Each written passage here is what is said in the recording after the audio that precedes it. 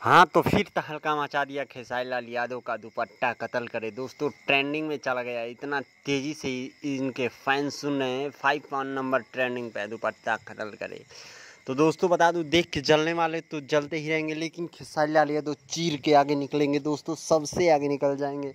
इतना अच्छे सिंगर, इतना अच्छे कलाकार, सबसे महंगा बजट का सॉन्ग बना है दुपट्टा कत्ल करे। दोस्तों इनका गाना का कोई भी, इसीलिए ट्रेंडिंग स्टार इनको कहते हैं। दोस्तों आप लोगों को बता दें कि इनका गाना सब लोग सुनते हैं, जब ट्रेंडिंग ऑन में जाता है तो पूरी इंडिया सुनती है। तो इसलिए इंडिया के नंबर 1 ट्रेंडर एंड भोजपुरी के नंबर 1 ट्रेंडर कहते हैं दोस्तों खेसारी लाल यादव, जो सॉन्ग दुपट्टा कत्ल करे। दोस्तों 6 नंबर यानी 5 नंबर ट्रेंडिंग चल रहा है। जो आप वीडियो देख रहे हैं तो फर्स्ट, सेकंड पे, थर्ड पे जाएगा। फिर आप लोग को प्यार दुलार देने से। तो वीडियो अच्छा लगा लाइक शेयर सब्सक्राइब कीजिए। संगीत हिट न्यूज़ को इसी तरह का न्यूज़ पाने के लिए वेलकम, धन्यवाद।